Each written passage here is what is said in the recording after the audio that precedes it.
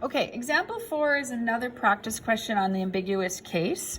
So I've actually drawn the triangle. I know that it's ambiguous based on the fact that the side, out of the two sides given, this shorter side is opposite the angle. I always want to put my angle here. I'm going to draw the picture the same every single time, and I'm always going to put that angle given. In this case, it's A, just to kind of help us with the letters from last time, but it could be any letter that's there.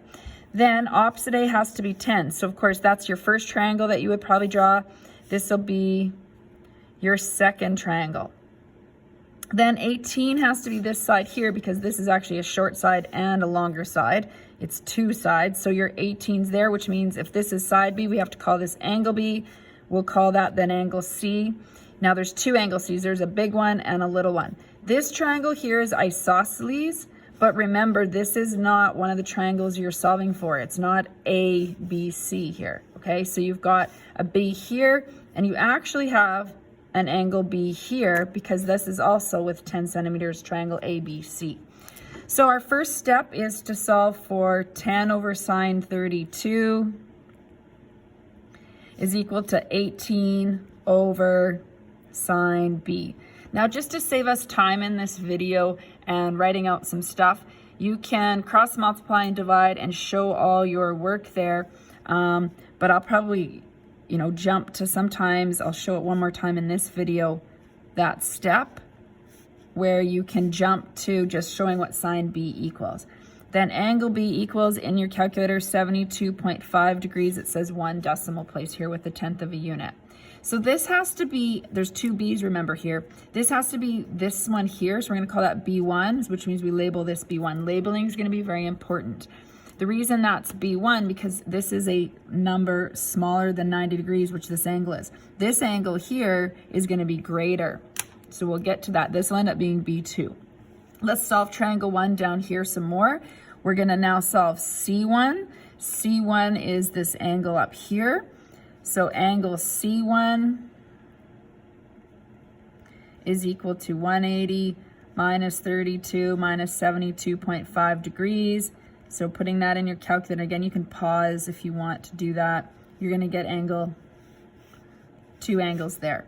So that means I can now find this large side C1. So C1 over sine 75.5 degrees. And we're going to stick to what's given in the question, 10 over sine 32 degrees. Cross multiply. Making sure you have the little 1 in there. Divide that off. And those cancel. So when C1 is written out, put that in your calculator, 18.3 centimeters. So that's again as if this was this large triangle here. Now let's do triangle 2 in this row. So triangle 2, the key to getting into triangle 2 is figuring out what angle B2 is. So angle B2, remember that if this is 72.5, this is also 72.5 degrees. So we're gonna go 180 minus 72.5 to find that. So that's the key to triangle 2, is getting over to that second one. So angle B2 is equal to 107.5 degrees. It's going to be a number greater than 90 every time. So that's angle B2. Now you're solving for triangle 2. So C2 is up here, this smaller angle here. So angle C2 is 180 minus 32 minus 107.5 degrees. So when you put that in your calculator, you're going to get 40.5 degrees.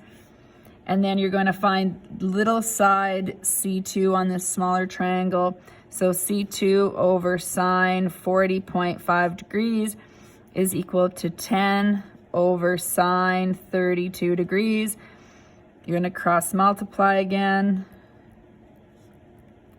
Takes a little while to write these out.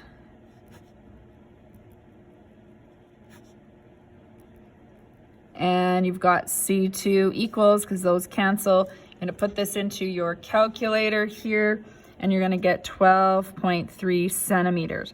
Now, of course, C2 has to be smaller than C1 because C2 is this little distance compared to this one. Of course, this isn't quite drawn to scale. So you're always going to have 6 answers, okay?